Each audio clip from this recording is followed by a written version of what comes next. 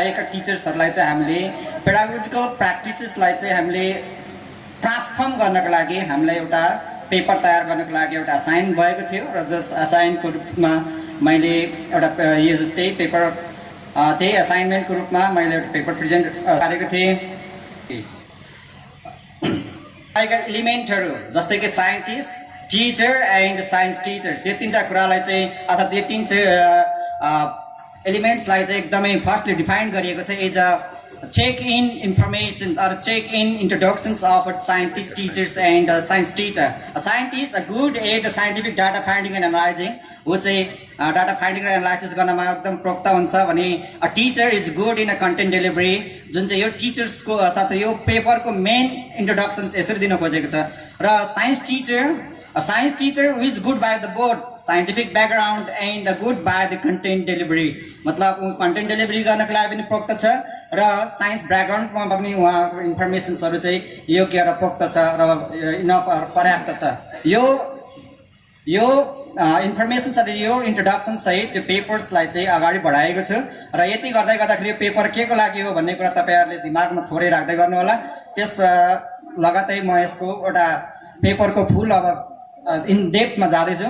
This पेपरको title say implementations of the locally available resources in the teaching Newton's law of motion at grade 9 and action reaches. Concerning that all हाम्रो जुन assignment थियो, जुन असाइनमेन्टलाई चाहिँ तयार पार्दै गर्दाखेरि हामीले एउटा लो कस्ट टुल्सलाई इन्ट्रोड्युस गर्नुपर्ने हुन्थ्यो। सो त्यो लो कस्ट टुल चाहिँ किन भन्दाखेरि दूर दराजमा रहेका सरकारी स्कुल्सहरूमा पनि टिचर्सहरूले एक्टिभिटिजहरू स्टुडेन्ट्सलाई एक्टिभिटिजमा इन्भल्भमेन्ट गराउनु पाइयोस् भनेर चाहिँ हामीले लो कस्ट टुल्सहरूलाई इन्ट्रोड्युस गर्नुपर्ने र उहाँहरूको टिचिङ पेडागोजिसलाई चाहिँ हामीले प्र्याक्टिसेसलाई चाहिँ चेन्ज गर्नुपर्ने हाम्रो एउटा च्यालेन्जेस अर्थात् यो पेपरको चाहिँ मुख्य असाइनमेन्ट रहेको थियो। सो त्यसको लागि यो Sudarshan Limbu the author of this paper can be introduce as a constructivist approach to activist हो। सुदर्शन लिम्बू यो पेपर प्रिपेयर गर्दै गर्दाखेरि एक्टिभिस्ट हो for the constructivist approach and low cost teaching रिसोर्सलाई प्रमोट गर्ने मेम्बर हो पर्सन हो। And next one is post modernism classroom सेटिङ्सलाई पनि अर्थात् यो डिजाइनलाई पनि प्रोत्साहित गर्ने एकजना मेम्बर अर्थात् अथर हो। यो प्रिपेयर बनाउँदै गर्दाखेरि यो तीनटा कुरालाई चाहिँ मध्यनजर गर्ने एउटा अथर हो सुदर्शन लिम्बू भने, जसलाई चाहिँ एकाडेमिक मेन्टर डाक्टर सुरेश भट्टारे मुम्बईको हुनुहुन्छ। उहाँले मलाई गाइड गर्नुभएको थियो भने फिल्डको लागि चाहिँ डाक्टर रोशनी राजवंशी काठमाडौँ युनिभर्सिटीबाट उहाँले मलाई गाइड गर्नुभएको थियो। र पेपरको पेपरलाई मैले जम्माजम्मी 6 सेगमेन्टमा अर्थात् एजेन्डामा डिभाइड गरिएको छु, जसमा introductions, background, research questions, data analysis, findings and the conclusions, यो 6वटा सेगमेन्टमा मैले डिभाइड गरेको छु। Okay, let's go to the introduction. It first introduction, यो पेपर चाहिँ SAID fellowship amity project and supported by the Global Partnership for the Education and Innovation Exchange Joint and IDRC Canada. यो चाहिँ mainly economic financially supported by the Canada हो भने academically and the रिसर्चको मेन्टरसिपहरू दिने चाहिँ हाम्रो टाटा इन्स्टिट्युट अफ सोसल साइन्सबाट गरेको थियो, जुन चाहिँ एमिटिभिटी प्रोजेक्ट हुन्छ, multi modal approach of teaching profession डेभलपमेन्टको। सो यो पेपरको मुख्य भनेको triggering misconceptions and correcting them through the action research. This is the first introduction, and the second one is developing adequate low-cost materials for teaching Newton's third law of motion and aiming to change the teaching approaches of the 5 activities or participant. And epistemological perspective of this paper is generating informations or ideas from the reflections or from the lived experience. And whereas the ontological claim has been concerned here. Ontological claim भनेको हाम्रो Newton's third law of मोसन्सले चाहिँ के भन्छ भन्दाखेरि action and reactions equal हुनुपर्छ and it occurs simultaneously. यो ontological claimलाई चाहिँ कसरी आउँछ भन्ने कुरा चाहिँ रिफ्लेक्सनबाट टिचर्स 5वटा टिचर्स अथवा पार्टिसिपेन्ट्सहरूको रिफ्लेक्सन्स एक्टिभिटी गर्दै गर्दाखेरि कसैले के गरेर गर्नुभएको कसरी गर्यो भन्ने कुरा एउटै तरिका चाहिँ छैन है भन्ने कुरा चाहिँ मल्टिपल लिभ एक्सपिरियन्सबाट चाहिँ नलेजहरू जेनेरेट गर्ने चाहिँ main epistemological perspective of this paper. And the next one is about the background of the before reaching or proceeding my research केही लिटरेचरहरू पनि स्टडी गरेको थिएँ, जहाँ चाहिँ हाम्रो नेपालको कन्टेक्स्टमा साइन्स भन्ने कुरा चाहिँ कन्भेन्सनल एप्रोचेसबाट मात्रै पढाइएको थियो भन्ने कुरा चाहिँ मात्रै भन्दा नि maximum mode of approach mode of conventional method जहाँ चाहिँ टिचर्सलाई आएर लेक्चरिङ गर्नुहुन्छ र सामान्य Newton's third law of motion भनेको विदिन 10 मिनटमा आफ्नो सबै कन्क्लुजनहरू एउटा डेफिनेसन भनिदिनुहुन्छ अनि सर्टेन एक्जाम्पल्स भनिदिनुहुन्छ अनि त्यस पछाडि अनि सर्टेन रिजनिङ गरिदिनुहुन्छ and that chapter is over completed. यो तरिकाले Newton's third law of motion गरिएको यसरी पढिएको थियो भन्ने कुरा चाहिँ एउटा छ। र एउटा नासा अर्थात् national association of science assessment Nepal 2018 को रिपोर्ट यो अलिकति पुरानो भयो तर यो मैले रिसर्च गर्दाखेरि द लास्ट अपडेटेड रिपोर्ट चाहिँ यही 2018 कै थियो र यही रेफरेन्समा लिएको छु मैले, जहाँ चाहिँ टिचर्सलाई दिएको इनपुटबाट चाहिँ आउटकममा चाहिँ अलिकति मतलब स्टुडेन्ट्स एसेसमेन्टमा चाहिँ अलिकति सेटिस्फ्याक्टोरी छैन भन्ने रिपोर्ट थियो, जहाँ चाहिँ लोकली एभाइलेबल टुल्सहरूको बारेमा लेस अवेर पनि थियो टिचर्सहरू र टिचर्स ट्रेनरहरूले चाहिँ अफन कन्स्ट्रक्टिभिस्ट एप्रोचलाई चाहिँ जान चाहिँ खोज्छन् तर कसरी जाने भन्ने कुरा चाहिँ दिएको हुँदैन भन्ने चाहिँ एउटा पेपरले नै हाम्रो कोइराला 2021 पेपरले पनि भन्नुभएको छ।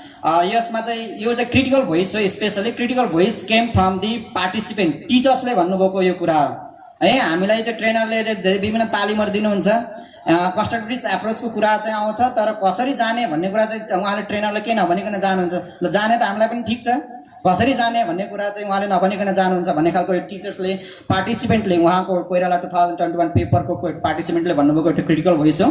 र यो ब्याकग्राउन्ड गर्दै गर्दाखेरि यो चाहिँ अलिकति थेसिसको एउटाबाट लिएको out of the context of Nepal, त्यही भएर मैले यहाँ साइटेसन्स ल्याएको छैन। स्टुडेन्ट्स आर नट सोडिङ misconceptions about the Newton's third law of motion. Misconception कस्तो छ त भन्दा greater masses implies greater forces भन्ने छ। जस्तै दुईटा बडी कोलाइड हुँदाखेरि ट्रक र कारको एक्जाम्पल्स दिँदै गरेको थिएँ मैले, जहाँ चाहिँ सुरुमा प्री टेस्ट गर्दाखेरि कार र ट्रकलाई ठोकाउँदै गर्दाखेरि दुईटामा कसले धेरै फोर्सेस दिन्छ त भन्दाखेरि अभियसली कारले धेरै फोर्स लगाइरहेको हुन्छ र सरी ट्रकले धेरै फोर्स लगाइरहेको हुन्छ र कारले धेरै फोर्स एक्सपिरियन्स गरिराखेको हुन्छ र धेरै कुचिन्छ पनि भन्छ। But instead of that one एउटा एक्सन रिसर्च गरेको थियो यस्तै similar type of action research अर्कोले चाहिँ फोर्स न्युटन मिटरलाई नै ल्याएर देखाएर डिजिटल न्युटन मिटर ल्याएर देखाउँदाखेरि त दुईटाको फोर्स लगभगै कोलिजनको टाइममा त इक्वल नै हुन्छ। यस्तो खालको मिसकन्सेप्सन्सहरू बोकेको कुरा चाहिँ त्यो पेपरमा थियो र हामीले नै अब मैले त ग्रामीण क्षेत्रमा भएको अथवा दूर दराजमा रहेको विद्यालयमा गर्नुपर्ने थियो, त्यो खालको एक्टिभिटी मैले त्यहाँ ल्याउन सक्दिनँ थिएँ, त्यही भएर चाहिँ यही एक्टिभिटीलाई चाहिँ मैले लो कस्टको माध्यमबाट चाहिँ गर्नुपर्ने थियो। सो अनि हुँदै गरेको delivering knowledge in the classroom setting do not culminate with the modern need. Modern निडमा के छ त भन्दाखेरि स्टुडेन्ट्सहरूले चाहिँ साइन्समा धेरै इन्ट्रेस्ट लिइराखेको हुन्छन् तर कन्सेप्टमा के छ भन्दाखेरि ओहो यो त हाम्रो दिमागको बसको खेल होइन, यो त अलिकति एक्सपर्टिजहरूको मात्रै अलिकति खतरा स्टुडेन्ट्स रोड मेमोराइज गर्न सक्ने स्टुडेन्ट्सहरूको लागि मात्रै हो भन्ने खालको जुन छ यो मोडर्न सिनारियो जुन छ यो चाहिँ अलिकति यसलाई कल्मिनेट गर्ने खालको टिचिङ एप्रोचेस चाहिँ अहिलेसम्म कतिपय हामी मध्येमा पनि त्यो चाहिँ छैन होला भन्ने कुरा चाहिँ यो पेपरले ब्याकग्राउन्ड स्टडीमा लिएको छ। र research question concerning these all problems and यस्तो खालको ब्याकग्राउन्ड हुँदै गर्दाखेरि यो रिसर्चको मेन प्रब्लम क्वेसन चाहिँ के हो त भन्दाखेरि how do teachers transform the pedagogical practices through the use of locally available materials and teaching Newton's third law of motions in grade 9। यो टिचर्सले आफ्नो टिचिङ प्र्याक्टिसेस कसरी चेन्ज गर्छ भन्ने कुरा हो। Conventional method to the constructivist एप्रोचमा कसरी change गर्छ भन्ने कुरा मेन क्वेसन हो भने second question targeted to the students how do grade 9 students learn Newton's third law of motion meaningfully and overcome through the misconceptions using the locally available materials. Sophisticated टुल्सहरू मात्रै त जहीँ तहीँ हुँदैन, ग्रामीण क्षेत्रमा पनि नहोला र त भए पनि धेरै समय लाग्ला त्यो आइपुग्नको लागि। सो लोकली एभाइलेबल टुल्सहरूबाट चाहिँ त्यो न्युटन्स थर्ड ल अफ मोसन्समा रहेको मिसकन्सेप्सन्सहरू कसरी चाहिँ करेक्ट गर्ने भन्ने कुरा चाहिँ second main questions are research questions. And then after the data collection and analysis methodology of this paper also come along with this one. यहाँ चाहिँ participant मा number of teachers 5 and all of them are male and number of school 5 community based schools, 3 from the urban and 2 from the remote side in eastern part of the Nepal. यो चाहिँ 5टा government school अथवा सरकारी विद्यालयमा गरेको, 2टा अलिकति ग्रामीण क्षेत्र, एक उदयपुरको अलिकति गाउँमा हो भने एक चाहिँ यता सरी सुनगावादेखि भित्रपट्टि एउटा गाउँमा गरेको थियो, अरू चाहिँ एउटा धरानमा अनि एउटा उता मेची नगरतिर हो। सो यसरी गरेर 5 फाल्टा विद्यालयमा चाहिँ गरिएको यो रिसर्चको हो। र data collections and analysis data कसरी कलेक्ट गरेँ भन्दाखेरि अनलाइन प्लेटफर्ममा मैले गुगल फर्म युज गरेँ, गुगल डकुमेन्ट, रेकर्डेड इन्टरभ्यू पनि छ, अब्जर्भेसन्स र फोटोग्राफ र लाइभ एक्सपिरियन्स पनि छ। र मेथड्स युज अफ एनालाइसिस मैले दुई तरिकाबाट गरेको छु, क्वालिटेटिभ एन्ड क्वान्टिटेटिभ। क्वालिटेटिभ चाहिँ के भन्दाखेरि टिचर्सहरूबाट स्पेसली जसले चाहिँ प्र्याक्टिस इन्टरभेन्ट गर्दाखेरिको त्यो टिचर्सको रिफ्लेक्सन चाहिँ मैले लिएको छु भने अनि त्यसलाई इन्टरप्रेट गरेको छु। र क्वान्टिटेटिभ चाहिँ विल्कक्सन साइनब्रेङ्क टेस्ट गरेको छु to measure the effectiveness of my approach. मैले इन्टरभेन्ट गरेको एप्रोचेसको चाहिँ इफेक्टिभनेस कति भयो त, कसरी भयो कि भएन, अथवा त्यसलाई मैले भ्यालिडेट गर्नु मिल्छ कि मिल्दैन भन्ने कुराको लागि विल्कक्सन साइनब्रेङ्क टेस्ट लिएको छु। सो अब इन्टरभेन्सन्स भनेको interventions is done have done after the pretest लिइसकेपछि इन्टरभेन्सन्स गरेको। प्रिटेस्ट भनेको चाहिँ प्रिटेस्ट एन्ड प्रिलिमिनरी इन्फर्मेसन्स भनेको चाहिँ टिचर्सलाई गर्दै गरेको कुरालाई मैले इन्फर्मल तरिकाले होस् या फर्मल तरिकाले चाहिँ इन्टरभ्यू गरेर मैले लिएको हो। फर्स्टमा इन्टरभेन्सन्स तपाईँले कसरी पढाउँदै हुनुहुन्छ, एउटा दुईवटा क्लासेस हेरौँ न, स्टुडेन्ट्सहरू कसरी के गर्दैछन्, इन्स्टिट्युसन्सहरूले कस्तो खालको पर्सेप्सन बोकिराखेका छन् भन्ने कुरा चाहिँ बिफोर एक्सन साइकल मैले प्रिलिमिनरी रिपोर्टहरू लिएको छु, जसलाई चाहिँ जस अनुसारले चाहिँ मैले एउटा एक्सन साइकल अथवा एक्सन प्लान बनाउनु पर्ने हुन्छ। कस्तो खालको चाहिँ करिकुलम बनाउँदा एक्सन करिकुलम बनाउँदाखेरि चाहिँ I can address to their problems or anything भन्ने कुरा चाहिँ मैले उनीहरूले गर्दाखेरि एक्सन साइकल 1 मा टिपिडी वर्कसप 1 गरियो। फर्स्ट वर्कसपमा मैले सिम्पल दुईवटा सिरिन्जलाई चाहिँ लिएर कोलाइड गराइदिनको लागि एउटा मैले डेमोन्स्ट्रेट गरेको थिएँ। त्यो डेमोन्स्ट्रेट गर्दाखेरि फर्स्ट एप्रोच र एकछिनमा पनि कुरा आउँछ, एप्रोच मैले कसरी प्रपोज गरेको थिएँ र टिचर्सहरूकै डिस्कसनबाट कसरी पुग्यो त्यो एक्टिभिटिज भन्ने कुरा बिस्तारै आउँछ। तर वर्कसप 1 मा चाहिँ मैले फर्स्टली टुल्सहरूलाई इन्ट्रोड्युस गराएँ। टुल्सलाई इन्ट्रोड्युस यसरी गरायो कि कोलिजन गर्नको लागि हामीले दुईवटा सिरिन्जको अगाडिपट्टि नोजलमा ब्लक गरिदिएर त्यही एयर प्रेसरकोबाट कम्प्रेस गरिसकेपछि त्यसले नै त्यहाँ भएको मार्किङले नै न्युटन मिटरको लागि युज गर्न सकिन्छ, काउन्ट गर्न सकिन्छ भनेर चाहिँ एक्सन रियाक्सन त्यहीँबाट काउन्ट गर्न सकिन्छ भनेर मेरो प्रपोज थियो। र त्यो एक्सन रियाक्सन्सलाई चाहिँ एकाउन्ट गर्नको लागि अब्जर्भेसन्स डिजिटल टुल्सहरू चाहिन्छ भनेर मैले भनेको थिएँ। तर लास्टमा म यो गर्दै गर्दाखेरि प्र्याक्टिकली गर्दाखेरि फेल भयो। र फेल किन भयो त भन्दाखेरि टिचर्सहरूले त्यसलाई चाहिँ एसेप्ट मानेन। टिचर्स मेरो 5 वटा पार्टिसिपेन्टहरूले चाहिँ यो मेरो प्रपोजलाई चाहिँ यसरी गर्दाखेरि अलिकति सोफिस्ट यो पनि त मोबाइलै चाहियो, खतरा स्लो मोसनको अथवा त्यो भिडियोग्राफी चाहियो, त्यही भएर हामीले यसलाई पनि अलिकति गर्न सके। यसलाई अर्कै चाहिँ उपाय भन्दाखेरि हामीले अब इन्स्टिट्युट अफ द्याट भिडियोग्राफी अब हामीले अब्जर्भेसन्स भोलिन्टियर स्टुडेन्ट्सहरूलाई नै राखेर चाहिँ अब कोलिजन्सहरू गराएर अनि उनीहरूलाई नै भोलिन्टियर स्टुडेन्ट्सहरूलाई चाहिँ एक्सन र रियाक्सन्सको कोलिजन्स एक्टिभ अब्जर्भेसन्स गर्नको लागि त्यहाँनिर राखियो। र फाइनली एक्सन 1 त्यसरी नै गरियो। र क्लासरुम इम्प्लिमेन्टेसन्स 1 गर्दाखेरि त्यही चाहिँ टिचर्सहरूले एउटा भोलिन्टियर स्टुडेन्ट्सहरूलाई ल्याएर अगाडि ल्याएर एक्टिभिटिजहरू गर्नुभएको थियो भने अब त्यसको रिफ्लेक्सन्सहरू गरेर त्यसको टिचर्सहरूबाट लिभड एक्सपिरियन्सको रिफ्लेक्सन लिएर एक्सन साइकल 2 मा गरियो। एक्सन साइकल 2 गर्दाखेरि एक्सन साइकल 2 मा चाहिँ अब यहाँ चाहिँ मैले यो पोस्ट मोडर्निज्म डिजाइन अफ क्लासरुमलाई पनि मैले इन्ट्रोड्युस गर्नुपर्ने थियो। त्यही भएर यहाँ चाहिँ अब टिचर्स भन्दा धेरै चाहिँ स्टुडेन्ट्सलाई पावर कन्ट्रोल अफ क्लासरुममा चाहिँ दिएको थियो, जहाँ चाहिँ पियर इभ्यालुएसन र पियर कोलाबोरेसन्स डिस्कसन कोलाबोरेसन्स र इभ्यालुएसन्स र साथसाथै पियर अब्जर्भेसन्स पनि, मतलब स्टुडेन्ट्सहरू आफै नै इन्टरेक्ट गर्छन्, आफैले जानेकोले अलिकति कम जानेकोलाई अर्थात् आफूले पनि नजाने तरिकाले एकअर्काले सिकाउँदै एक्टिभिटी गर्छन्। यो सेकेन्ड साइकलमा चाहिँ more of kind of that post modernism डिजाइनलाई चाहिँ इन्ट्रोड्युस गरेको थियो। एक्टिभिटिज त्यही हो, कोलिजन गराएर एक्सन रियाक्सन्सलाई नै एकाउन्ट गर्ने थियो भने यो चाहिँ अब टिचर्स इज मोर लाइक अब less active and students are more active and power control पनि अब सबै स्टुडेन्ट्समै गएको थियो सेकेन्ड साइकलमा चाहिँ। सो त्यस पछाडि टिचर्स रिफ्लेक्सन्स र स्टुडेन्ट्स पोस्ट टेस्ट लियो, जसका बावजुद अर्थात् findings and the role of the teachers are like that one in that case of the interventions. अर्थात् यो इम्प्लिमेन्टेसन हुँदै गर्दाखेरि teacher engagement and insights from the teachers aware of locally available materials for the Newton's third law of motions or teaching Newton's law of motion. यो टुल्सहरूको उहाँलाई त्यो जानकारी भयो। अनि facilitating the and framing hands on activities, उहाँहरूलाई अलिकति hands on एक्टिभिटिजको जुन कसरी गर्नुपर्छ भन्ने कुराको फ्रेमलाई पनि उहाँको दिमागमा थोरै नोसन्स डेभलप भयो। Then after the significance of the students active participants in the learning process, स्टुडेन्ट्सको लर्निङ एक्टिभिटिजमा एकदमै लर्निङ एक्टिभिटिजमा चाहिँ एक्टिभ पार्टिसिपेसन्सको उहाँलाई रोल कसरी गराइन्छ त भन्ने डिजाइन्स पनि त एक्सनबाटै सिक्नुभयो उहाँले। र accounting and misconceptions and concern Newton's law of motions, मतलब मिसकन्सेप्सनको जुन चाहिँ एकदमै प्राय टिचर्सहरूले चाहिँ एकदमै कम फोकस गरिरहेको थियो अगाडि र यो इन्टरभेन्सन्स पछाडि चाहिँ उहाँले मिसकन्सेप्सनको बारेमा पनि केही राय अर्थात् केही जानकारी पाउनुभयो र uses of the series is to account for the action and reaction जुन चाहिँ हाम्रो यो एक्सन रियाक्सन्सको लागि मेन लो कस्ट रिसोर्सेसको टुल्स भयो। अब यो टुल्सले पनि अब हाम्रो एक्सन र रियाक्सन चाहिँ एकाउन्ट हुँदो रहेछ भनेर यति अवेर हुनुभयो, यति इन्साइट हुनुभयो टिचर्सहरू चाहिँ।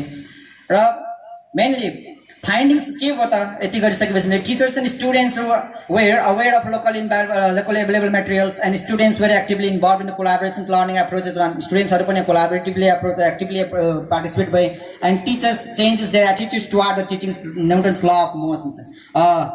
This is the major findings of this paper one. पेपरको मेजर फाइन्डिङ यसलाई किन ल्याइन्छ टिचर्सले आफ्नो एटिट्युड चेन्ज गर्नुभयो टिचर्सहरूले। किन त भन्दा कन्भेन्सनल एप्रोचेसदेखि लिएर अब एक्टिभिटिज बेस्ड क्लासेस रन गर्नको लागि जुन चाहिँ लो कस्ट एभाइलेबल टुल्सहरू नजिकै आफ्नो जे छन् त्यो गरेर पनि हामीले क्लास रन गर्न सकिन्छ है भन्ने जुन एटिट्युड चेन्ज गर्नुभएको थियो, पोजिटिभ एटिट्युड चेन्ज गर्नुभएको थियो, त्यो चाहिँ हाम्रो टिचर यो पेपरको मेन फाइन्डिङ्सलाई लिएको छ। र teachers are influence by the activity based teaching approaches why because students आफै एक्टिभली इन्भल्भ भएर टिचर्सहरू त्यति दुःख पनि गर्नु परेन र अलिकति एक्टिभ कन्सेप्चुअलाइजेसन्स पनि अलिकति स्ट्रङ द साइन्टिफिक तरिकाले भयो। Transformations of teachers empowering the constructive approach and disempowering the conventional approaches one. मतलब कन्भेन्सनल एप्रोचेसलाई चाहिँ उहाँले अब छोडेर कन्स्ट्रक्टिभ एप्रोचमा आउने जुन तर्खर गर्नुभएको छ that is a transformation and improvement in the generating concept in the concept based knowledge one. So concept र concept based knowledge content based नलेजेसहरूलाई चाहिँ अलिकति बेसी फोकस गर्ने। So these are the major findings. अब मेरो यो चाहिँ टिचर्सहरूले पाउनु भएको कुरा भने मैले डाटा लिँदै गर्दाखेरि कम्पेयर गर्नुपर्दा चाहिँ के हो त भन्दाखेरि क्वालिटेटिभली इन्टरप्रिटेसन चाहिँ यो प्री टेस्ट र पोस्ट टेस्ट। प्री टेस्टमा हामी यहाँ देख्न सकिन्छ ओरेन्ज कलरको मार्जिन र पोस्ट टेस्टमा देख्न सकिन्छ ओरेन्ज कलरको मार्जिनको साइज। प्री टेस्टमा स्टुडेन्ट्सहरूले दिएको एन्सर्सको करेक्ट एन्सर्स हो यो र पोस्ट टेस्टमा दिएको करेक्ट एन्सर्सको मार्जिन अर्थात् एरिया हो ओरेन्ज कलर। त्यहाँ भास्ट डिफ्रेन्स देख्न सकिन्छ। Why this happen before interventions and after the interventions यो खालको चेन्जेस पाइयो स्टुडेन्ट्समा, जहाँ चाहिँ out of 135 students participant pre-test, each responded 7 questions and 26.03 of responses are the correct in the pre-test, whereas in the post-test 115 students जुन चाहिँ common pre-test मा पनि 115 students participate in the post-test, जहाँ चाहिँ 1 महिनाको पछाडि झन्डै 1 महिनाको ग्यापमा चाहिँ इन्टरभेन्सन सकेर अनि each responded had again the same 7 questions but similar identical त्यही क्वेसन्स हैन तर त्यस्तै खालको क्वेसन चाहिँ डेभलप गरेर जहाँ 97.89 of the responses are correct। यो खालको इफेक्टिभनेस चाहिँ पाइएको थियो। यो चाहिँ क्वालिटेटिभ इन्सर्मेन्ट हो भने। एन्ड नेक्स्ट क्वान्टिटेटिभली हेर्दाखेरि चाहिँ मैले कमन स्टुडेन्ट्स जो चाहिँ प्री टेस्टमा पनि इन्भल्भ हुनुहुन्थ्यो र पोस्ट टेस्टमा पनि इन्भल्भ हुनुहुन्थ्यो त्यो दुईटैको डाटाले लिएर मैले विल्कक्सन साइन रेङ्क टेस्ट गरेँ जहाँ चाहिँ मिडियन कम्पेयर गर्यो। मैले यहाँ गर्नुपर्ने त्यो मैले प्रपोजलमा प्रपोज गरेको चाहिँ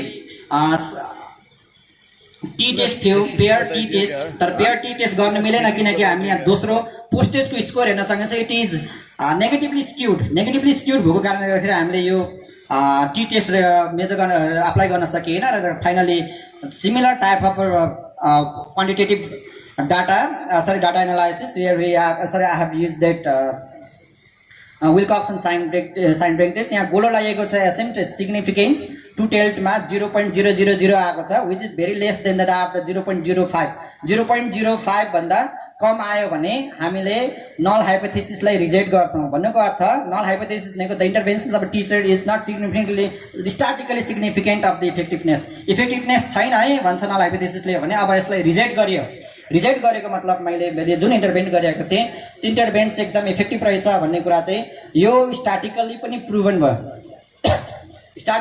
प्रुभन भयो र फाइनली यो गरिसकेपछि अब मलाई के भयो त भन्दाखेरि validations and reliability of this interventions चाहिँ मलाई पाइएको या कन्क्लुजनमा लेखिरहेको छु। र डिस्कस यो पेपर गर्दै गर्दाखेरि मैले डिस्कस गर्नुपर्ने कुरा के हो त भन्दाखेरि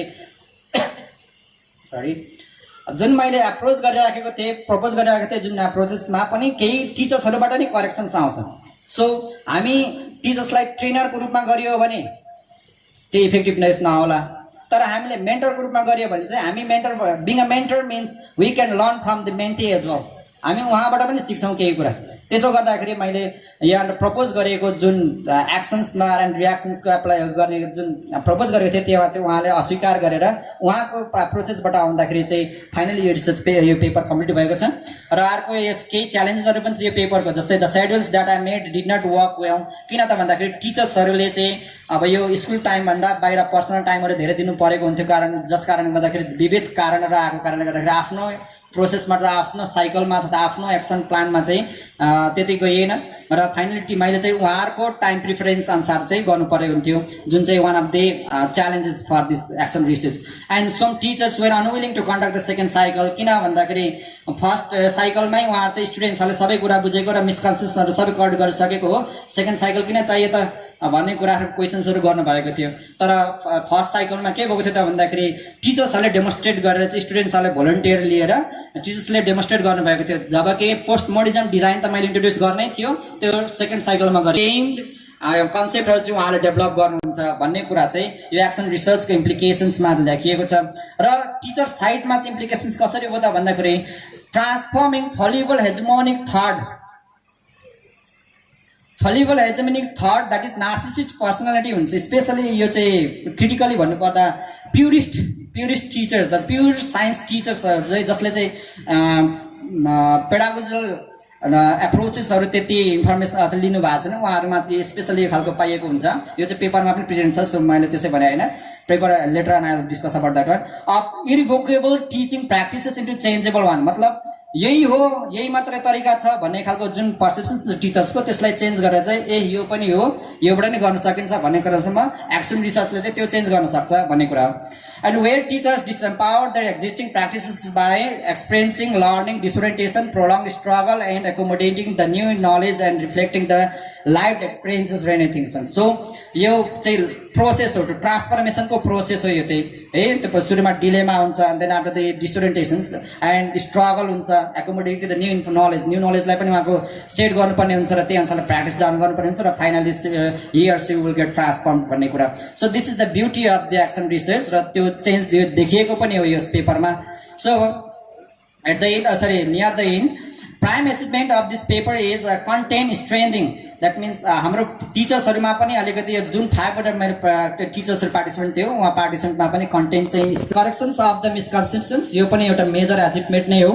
positive attitude toward the action plan भनेको इन्टरभेन्सन्सलाई चाहिँ सबै टिचर्सहरूले मतलब यो एप्रोचेसलाई चाहिँ टिचर्सहरूले पोजिटिभली लिनुभयो, that means positive attitude develop गर्नुभयो, that is also the one of the big achievement. And validations of the proposed low cost resources and pedagogical approaches one. यो जुन मैले इन्टरभेन्टको लागि लो कस्ट रिसोर्सेस र टुल्स र approaches introduce गरेको थिएँ, त्यसको भ्यालिडिटी भयो भन्ने कुरा पनि, किनकि त्यो स्ट्याटिकली सिग्निफिकेन्ट भएपछि यसको भ्यालिडेसन्स भयो। Now it can be use in the broadly, जसले यो पेपर पढ्नुहुन्छ वर्ल्ड वाइड उहाँले पनि यही खालको टुल्सहरू युज गर्न सक्नुहुन्छ। That is a validity some cases. And reflections and the future directions. अब मलाई लागेको कुरा अर्थात् मैले यो पेपर गर्दै गर्दाखेरि absolutism can be turn into the fallibilism and executive to the facilitative approaches भन्ने यो चाहिँ ट्रान्सफर्मेसन्स कसरी गर्न सकिन्छ भन्दाखेरि एक्सन रिसर्चको कारणले गर्दा नै हो। किनकि मोस्ट अफ टिचर्स हामी अलिकति क्रिटिकली यो मैले पेपर त इन्क्लुड गरेको छैन, त्यो क्रिटिकल मोर अफ क्रिटिकल नै छ हाम्रो नेपालको कन्टेक्समा, त्यही भएर मैले साइड त गरेको छैन। तै पनि हामी चाहिँ बेसिकली के हुन्छ भन्दाखेरि यो यसरी नै हो, यसरी नै पढ तिमी भन्ने खालको स्टुडेन्ट्सहरूलाई जुन तरिकाले डाइरेक्ट गरिन्छ, त्यस्तो टिचर्सलाई पनि अलिकति फेलिबिलिजम तरिकाले पनि आफूले यो प्रोसेसमा पनि लान सकिन्छ भन्ने कुरा हो। र एक्जिक्युटिभ भनेको चाहिँ सबै म्यानेज गरिदिने कि म्यानेज गरिदिने।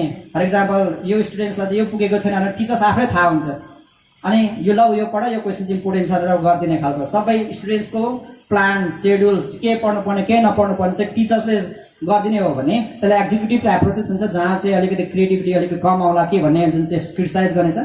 It can be turn into the facilitative approaches भनेको छ। फेसिलिटेटिभ एप्रोच भनेको चाहिँ अब टिचर्स चाहिँ आफू लेस एक्टिभ भएर स्टुडेन्ट्सहरूलाई चाहिँ पावर दिने, क्लासरुम सेटिङ्सको पावर दिने, यस्तो खालको अप्रोचेसमा चाहिँ ट्रान्सफर्म गर्न सकिन्छ। र स्टुडेन्ट्स स्पेसलाई पनि हामी अब फोकस गर्न सकिन्छ। That means choices and voices, स्टुडेन्ट्सले कसरी पढ्न चाहन्छन् र कसरी सिक्न चाहन्छन् त्यसलाई पनि हामी एड्रेस गर्न सकिन्छ। र सेयरिङ पावर कन्ट्रोल, यो पियर इभ्यालुएसन्स र पियर अब्जर्भेसन्स हाम्रो अहिले नेपालको कन्टेक्समा 50 मार्क्स प्र्याक्टिकल छ अप टु द क्लास 7। त्यो 50 मार्क्समा चाहिँ के हुन्छ भन्दाखेरि हामीले पियर इभ्यालुएसन्स पनि युज गर्न सकिन्छ। सो त्यसमा peer evaluation is also one of the very effective way of evaluations or assessment of the students. So critical self reflections for the transformations, मतलब टिचर्सहरुले अब यसरी नयाँ इन्टरभेन्सन्स अर नयाँ अप्रोचेस के नदिकन त आफूलाई जे सजिलो लाग्दै त्यो अब कम्फर्ट जोनमै बस्न चाहनुहुन्छ त्यो त एज अ नेचर. सो त्यो कम्फर्ट जोनले नै गर्दा के हुन्छ भन्दाखेरि क्रिएटिभिटी अथवा त नयाँ लर्निङ्सहरु आइराखेको हुँदैन. So critical self reflections for the transformations पनि गर्न सकिन्छ भन्ने कुरा र solving the pedagogical conflict between the purist and the science educationist. So purist र साइन्स एजुकेसनिस्टमा चाहिँ अलिकति के कन्फ्लिक्ट आइराखेको हुन्छ भन्दाखेरि science educationist are more alike of the fallibilism and whereas that science purist and if they are become the teacher then they are more like of the absolutism. So त्यसले गर्दाखेरि अलिकति स्टुडेन्ट्सहरुलाई के आउँछ त भन्दाखेरि यो साइन्स सब्जेक्टमा अलिकति धेरै स्टुडेन्ट्सहरुलाई गाह्रो हुनुको कारण पनि एउटा absolutism or absolutist approaches of the teaching अप्रोचेसले गर्दा पनि हो भन्ने कुरा चाहिँ कहीं पेपर्सहरुमा पाएको छ. So these are about the futures and the future directions and reflections from this paper. So यही पेपर गर्दै गर्दाखेरि केही टर्म्सहरु अथवा त्यो पेपरको बारेमा केही क्वेरीजहरु छ भने the floor is open for the query sessions now. So anyone यसरी कसरी हान्दाखेरि त कहिले कहिले यो भाँचिन्छ पनि. मेरै बल बढी भयो हैन, एक्सनै बढी भयो, कसरी होला यो भन्ने मलाई पनि लाग्थ्यो. सरको पेपरले क्लियर गरिदियो मलाई. सरले ट्रक र कारको एउटा दिनुभयो, दुईटा कोलिजन हुँदा collision at the time of collision त इक्वल छ फोर्स भन्ने कुरा भन्ने आयो. त्यसैले सरको एकदम एक्सेलेन्ट पेपर प्रेजेन्ट गर्नुभयो. त्यसको लागि हाम्रो सुदर्शन लिम्बू सरलाई हार्दिक आभार सहित धन्यवाद व्यक्त गर्न चाहन्छु. तालीले जोरदार एक ताली सरलाई, सरको पेपरलाई गरौँ. अब म हाम्रो नेक्स्ट प्रेजेन्टर हुनुहुन्छ, उहाँ यहाँ आइसक्नु भएको छ. त्योभन्दा अगाडि म अनुरोध गर्छु सुजन लम्साल सर हुनुहुन्छ. Sujan Lamsal sir, Lokbahadur Thamsang sir, Lokbahadur sir, Lokbahadur sir, Lokbahadur sir यतै बाहिर एटलिस्ट 2 मिनट टाइममा कमेन्टेटरको रूपमा पेपरलाई कमेन्ट गरिदिन अनुरोध गरेको. सुजन सर, हजुरको त्यो मैले पाएँ भने म यहाँ टिचर हुनुहुन्छ पृथ्वी रसाइली सर, सरलाई यहाँ अगाडि आएर आफ्नो पेपर प्रेजेन्ट गरिदिनु हुनको लागि हार्दिक अनुरोध गर्दछु. जोरदार ताली गरौँ sir. The title of my research is Feasibility Study of Replacing Currently Used Refrigerants with Ammonium Chloride and Barium Hydroxide for Freezing System. भन्नुको अर्थ चाहिँ मैले चाहिँ अहिले करेन्टली जुन फ्रिजिङ सिस्टममा युज भएका केमिकलहरू छ त्यसलाई रिप्लेस गर्नको लागि चाहिँ दुईटा केमिकल्सहरू प्रपोज गरेको छु. जुन चाहिँ एउटा एमोनियम क्लोराइड हो. एमोनियम क्लोराइडहरू भनेको हामीले कमनली युज हुने फर्टिलाइजर्सहरूमा युज भइरहेको हुन्छ हैन. एउटा एमोनियम क्लोराइड हो अनि अर्को भनेको commonly available base barium hydroxide भयो. सो यो दुईटा केमिकलहरू चाहिँ प्रपोज गरेर चाहिँ हामीले अहिले युज भइरहेको फ्रियन्सहरूलाई अथवा रेफ्रिजरेन्टहरूलाई रिप्लेस गर्न सकिँदैन भनेर चाहिँ मैले एउटा स्टडी गरेको थिएँ. त्यहीसँग रिलेटेड पेपर हो. So it was supervised by professor doctor Ajay Bhattarai, Mahendra Morang Adarsh multiple campus. And it was done by me as a student of BSc in Dhankuta Multiple Campus. So how I got interested in this topic on the first time as a science teacher we are familiar with the topic called environmental problems. हामीले टपिकमा पढाउँछौँ पनि environmental problem भनेर. अनि सबैभन्दा फर्स्टमा चाहिँ यतिखेरै म expose भएको थिएँ टर्म्सहरू लाइक ओजोन डिप्लेसन, ग्लोबल वार्मिङहरू है त. यस्तो टर्म्सहरूमा चाहिँ म फर्स्ट टाइम त्यतिखेर एक्सपोज भएको थिएँ. अनि त्यसलाई मैले के गरेँ भन्दा डिटेल स्टडी गर्न थालेँ, पेपरहरू रिभ्यूहरू गरेँ होइन. यसलाई गर्दाखेरि चाहिँ दुईटैको कमन लिङ्केज चाहिँ के पाएँ भन्दाखेरि मैले रेफ्रिजरेन्ट्सहरू पाएँ है त. रेफ्रिजरेन्ट्सहरूले चाहिँ दुइटै कज गराइरहेछ. अब ओजोन लेयर डिप्लेसन भनेको चाहिँ क्लोरोफ्लोरोकार्बनले गराइरहेको हुन्छ होइन. हामीले सबैलाई थाहा छ होइन, क्लोरोफ्लोरोकार्बनले चाहिँ ओजोन लेयर डिप्लेसन गराइरहेको हुन्छ. सो फर्स्ट रेफ्रिजरेन्टको रूपमा चाहिँ क्लोरोफ्लोरोकार्बनलाई युज गरेर हुन्थ्यौँ हामीले. पछिबाट के भयो भन्दाखेरि त्यसले चाहिँ एक्सेसिभ ओजोन डिप्लेसन गरेको हुँदाखेरि चाहिँ त्यसलाई हामीले पछिबाट चाहिँ हटाएर हाइड्रोफ्लोरोकार्बनमा सिफ्ट गऱ्यौँ. अब हाइड्रोफ्लोरोकार्बनले हामीले रेफ्रिजरेन्टहरू त बनायौँ, तर त्यो हाइड्रोफ्लोरोकार्बनले चाहिँ के कन्ट्रिब्युट गर्यो भन्दाखेरि ग्लोबल वार्मिङहरू कज गराइरहेछ क्या. ग्लोबल वार्मिङ अहिले एकदम रिसेन्ट र मोस्ट के भन्नु हट टपिक हो होइन, ट्रेन्डिङ टपिक हो. सो अहिले वेदर एनालिस्ट अथवा मेट्रोलोजिस्टहरूले के अरे अहिलेको यो टेम्परेचर इन्क्रिजहरूको होइन इन्टरप्रिटेसनहरू गरिराख्नु भएको छ. इट्स बिकज अफ ग्लोबल वार्मिङहरू होइन. सो यिनीहरूलाई रिप्लेस गर्नको लागि अहिलेको जति पनि केमिकलहरू छ क्लोरोफ्लोरोकार्बनहरू त्यस पछाडि यहाँनिर हाइड्रोफ्लोरोकार्बनहरू देख्न सक्नुहुन्छ यो सबैले चाहिँ अहिले ग्लोबल वार्मिङ कज गरेर छ अनि यिनीहरूको अल्टरनेटिभमा सेफ चाहिँ के छ भन्दाखेरि एमोनिया बेस्ड रेफ्रिजरेन्टहरू छ है त यसको बारेमा डिटेल स्टडी गर्दाखेरि मैले दुईवटा केमिकलहरू प्रपोज गरेको छु एउटा भनेको एमोनियम क्लोराइड भइहाल्यो अर्को छ बेरियम हाइड्रोक्साइड सो यो दुईटालाई चाहिँ हामीले रियाक्ट गर्दाखेरि चाहिँ के हुन्छ भन्दाखेरि इन्डोथर्मिक रियाक्सन हुन्छ है त इन्डोथर्मिक रियाक्सन हुन्छ इन्डोथर्मिक रियाक्सन भएपछि त्यसले टेम्परेचर ड्रप गराउँछ त्यसले अनि हामीले फ्रिजिङ चाहिँ एचिभ गर्न देख्न सकिन्छ र हामीले यो रिचार्ड स्केल्स भनेको चाहिँ के भन्दाखेरि यसले चाहिँ विभिन्न इलिमेन्टहरूले चाहिँ ग्लोबल वार्मिङ गराउने होइन कतिको कुन स्केलमा ग्लोबल वार्मिङ गराउने भन्ने देखाउँछ जस्तै ग्लोबल वार्मिङ र ओजन डिप्लेसनहरू जस्तै क्लोरोफ्लोरोकार्बन सिएफसीको सबैभन्दा बढी छ रेटिङ 9 को रेटमा छ त्यस पछाडि क्लोरोफ्लोरोकार्बन 12 भनेको यो सुरुमा युज हुने रेफ्रिजरेन्ट्सहरू हुन् अब अहिले युज हुने रेफ्रिजरेन्ट्सहरू भनेको यो हाइड्रोक्लोरोफ्लोरोकार्बनहरू भयो त्यस पछाडि कार्बन डाइअक्साइड अनि हाइड्रोफ्लोरोकार्बन अनि अमोनिया सो हामीले प्रपोज गर्न खोजेको चाहिँ एमोनिया बेस्ड नै हो होइन एमोनियासँग रिलेटेड नै इलिमेन्ट्सहरू हो अब यो अरू हाइड्रोफ्लोरोकार्बनहरू छ यिनीहरूले चाहिँ के गराएको छ भन्दाखेरि they are still contributing for global warming होइन सो यिनीहरूको रिप्लेसमेन्ट चाहिँ मैले के प्रपोज गरेको भन्दाखेरि यो ammonia based solution which is ammonium chloride and barium hydroxide so यिनीहरूमा हुने रियाक्सन चाहिँ तपाईँहरूले तल हेर्न सक्नुहुन्छ होइन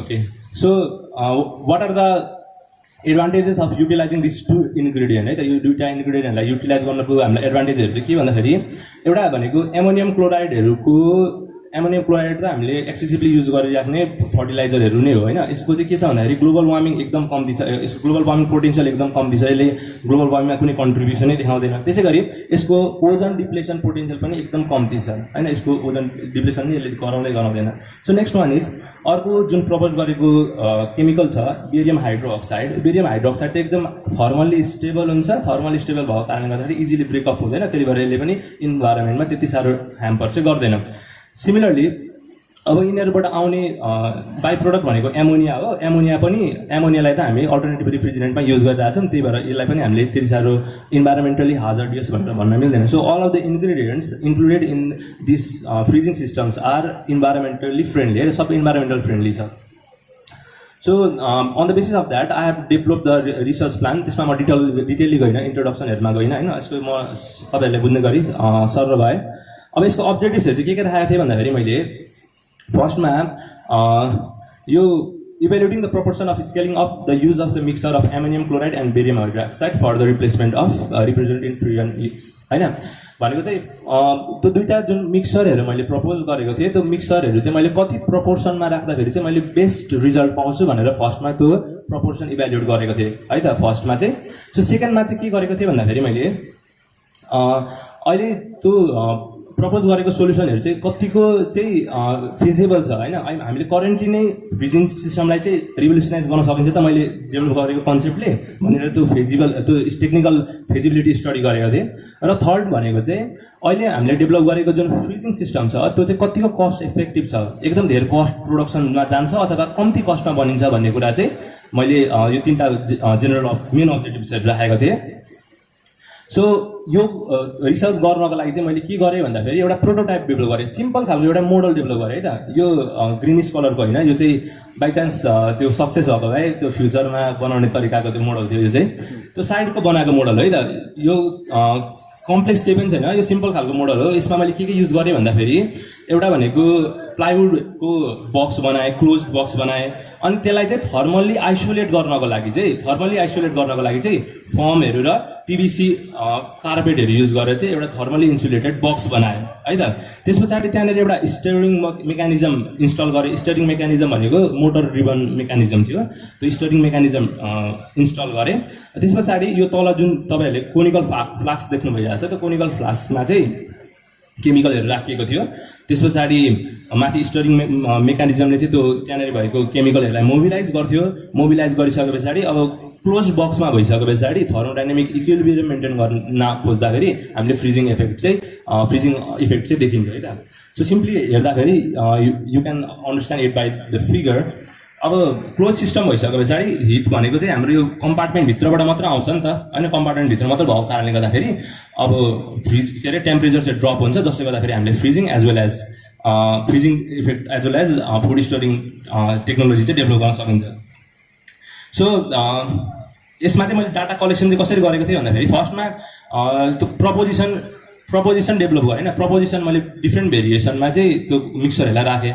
फर्स्टमा 1:1 को रेसियोमा राखेँ, त्यस पछाडि 2:1 को रेसियोमा 1:2 त्यसरी नै प्रपोर्सन भेरिएसन राख्दाखेरि सबैभन्दा बेस्ट चाहिँ मैले 3:1 चाहिँ फ्रिजिङ इफेक्ट पाएँ होइन, भनेको 3% of barium hydroxide and 1% of ammonium chloride राख्दाखेरि चाहिँ लगभग -25 डिग्री सेन्टिग्रेडसम्म चाहिँ टेम्परेचर ड्रप भइरहेको थियो। भनेपछि सबैभन्दा बेस्ट प्रपोर्सन चाहिँ यो थियो। सबैभन्दा सुरुमा यो प्रपोर्सन डिटरमाइन गरेँ। सेकेन्डमा चाहिँ अब फ्रिजिङ इफेक्ट हेर्नको लागि चाहिँ मैले साइडमा चाहिँ 50 cc अफ वाटर राखेँ है त, फ्रिजिङ पनि हेर्नु पर्यो फ्रिजिङ गर्छ गर्दैन भनेर हेर्नको लागि चाहिँ साइडमा 50 cc अफ वाटर राखेँ।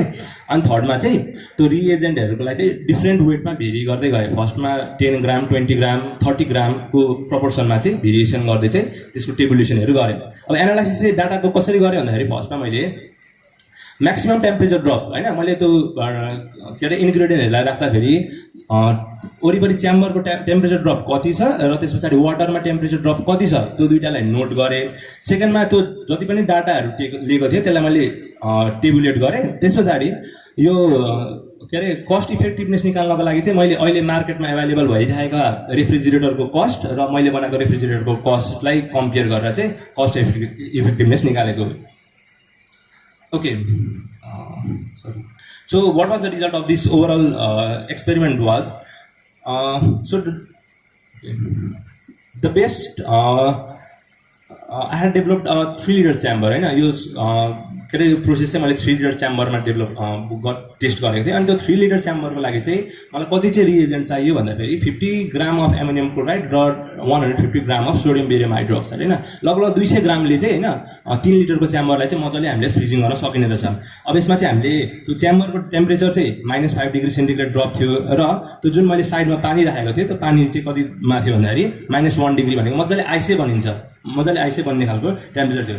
त्यसै गरी हामीले फुडै मात्र स्टोर गर्ने हो भने होइन, फुडै स्टोर गर्नको लागि हामीलाई लगभग 4 डिग्री टेम्परेचर एराउन्डको टेम्परेचर चाहिँ हामीलाई इनफ हुन्छ। सो त्यसको लागि चाहिँ हामीले के गर्यो भन्दाखेरि त्यसको लागि चाहिँ जस्तै 40 ग्राम र 120 ग्रामको कम्पोजिसन चाहिँ इनफ थियो होइन। त्यसै गरी कस्ट रिडक्सन चाहिँ फ्रिजिङ सिस्टममा कति थियो भन्दाखेरि 80%ले रिड्युस भएको थियो। भनेको जस्तै हाम्रो मार्केटमा एभाइलेबल फ्रिजहरूको चाहिँ पर लिटर कस्ट चाहिँ हामीलाई लगभग 1000 रुपिस पर्छ भने यो चाहिँ हामीले पर लिटर 200 रुपिसमै डेभलप गरेको थियौँ। भनेपछि हामीले लगभग 80% चाहिँ कस्ट चाहिँ रिड्युस गरेको थियौँ यसमा। अब यहाँनिर टेम्परेचर ड्रपहरू छ भेरियस कम्पोजिसनमा होइन, जस्तै फर्स्टमा भएको यो 10 ग्रामहरूको रेसियो भयो, सेकेन्डको 20 ग्राम 30 ग्राम 40 अनि 50 लास्टको चाहिँ 50 ग्राम भयो होइन। यो टेम्परेचर ड्रपहरू सिरियली भयो होइन। So I had assumed that the prototype can achieve both freezing and food preservation होइन। म यसलाई चाहिँ दुइटै food preservation as well as freezing दुइटै एब्जर्भ हुन्छ भनेर एज्युम गरिएको थियो। त्यसै गरी temperature drop can currently replace all the refrigerant भनेको अहिलेको यो टेक्नोलोजीले चाहिँ रिप्लेस गर्न सक्छ भनेर नै एज्युम गरिएको थियो। त्यसै गरी यो लङ टर्ममा कसरी प्रोसिड गर्छ भन्दाखेरि त्यो जुन केमिकल इक्विलिब्रियम थियो यो दुईवटा रियाक्सन हुँदाखेरि चाहिँ यो केमिकल इक्विलिब्रियमले चाहिँ फर्दर काम गरेर चाहिँ लङ टर्ममा चाहिँ फुड स्टोरेजमा काम गर्छ भनेर हामीले एज्युम गरेर काम गरिरहेको थियो यसमा। तर अब लिमिटेसन के भयो भन्दाखेरि त्यो ओपन च्याम्बर भएको कारणले गर्दाखेरि चाहिँ एमोनिया निस्केर बाहिर गयो, जसले गर्दाखेरि सबै त्यो च्याम्बरभरि एमोनिया भएर चाहिँ त्यो रिभर्सिबल रियाक्सन एचिभ गर्न सकेन। त्यसै गरी यो खालको फुड स्टोरेज टेक्नोलोजी चाहिँ जुन सबै खालको फुडमा चाहिँ एप्लिसेबल नहुँदो रहेछ। जस्तै अब काउलीहरू भयो ब्रोकौलीहरू भयो जहाँनिर चाहिँ एमोनियाहरू लङ टर्मसम्म प्रिजर्भ भएर बसिन्छ, त्यसको लागि सुटेबल नहुने रहेछ। त्यसै गरी अहिले डेभलप भइरहेको प्रोटोटाइपमा चाहिँ हामीले फेरि रिफिलिङ गर्नु पर्थ्यो क्या, त्यो जुन इन्ग्रेडियन्टहरू थियो इन्ग्रेडियन्टहरूलाई रिफिल गरेर चाहिँ फेरि फ्रिजिङ एचिभ गर्नु पर्थ्यो, त्यो रिफिल गर्ने प्रब्लम थियो। र लास्ट भनेको चाहिँ अर्को भनेको चाहिँ यसलाई चाहिँ हामीले लार्जर स्केलमा लानको लागि चाहिँ मैले एक्सपर्टहरूसँग कन्सल्ट गर्दै उहाँहरूले चाहिँ कन्डेन्सर डेभलप गरेपछि मात्र यो पोसिबल छ भनेर भन्नुभयो। त्यस पछाडि त्यो कन्डेन्सर टेक्नोलोजीसँग डेभलप गर्न सकेन, त्यही भएर हाम्रो लिमिटेड रह्यो है त। सो बाई चान्स यो खालको फ्रिजिङ सिस्टम डेभलप हो भने हामीलाई के बेनिफिट हुन्छ भन्दाखेरि हाम्रो जस्तो चिप अथवा डेभलपिङ कन्ट्रिजहरूको लागि चाहिँ हामीले एकदम सस्तो खालको फ्रिजिङ सिस्टम डेभलप गर्न सक्छौँ। सो नेक्स्टमा इज अर्को एयर कन्डिसनिङ, जस्तो अहिले हामीले एसीहरूमा पनि हामीले यो टेक्नोलोजी युज गर्न सक्छौँ र त्यसै गरी यो टेक्नोलोजी डेभलप भएको केसमा चाहिँ वर्ल्डमा हामीले एकदम कम इन्भाइरोमेन्टल इम्प्याक्ट भएको फ्रिजिङ सिस्टम पाउन सकिन्छ। So overall conclusion of my paper was, so maximum 3 liter च्याम्बरको लागि चाहिँ 1 डिग्री अफ टेम्परेचर ड्रप चाहिँ हामीले 200 ग्राममा एचिभ गरेको छ होइन। अनि यो रिएजेन्ट मैले प्रपोज गरेको रिएजेन्ट चाहिँ सबै अफोर्डेबिलिटीको केसमा भयो, अनि एसेसिबिलिटीको केसमा भयो, अनि त्यस पछाडि इन्भाइरोमेन्टली इम्प्याक्टको केसमा चाहिँ एकदमै सुइटेबल छ। तर अहिले चाहिँ यसलाई हामीले कन्डेन्सर टेक्नोलोजी डेभलप गरिसकेपछि मात्र इन्डस्ट्रियल स्केलमा चाहिँ एप्लिकेबल गर्न सकिन्छ भन्दै मेरो प्रेजेन्टेसन टुङ्ग्याउन चाहे। धन्यवाद।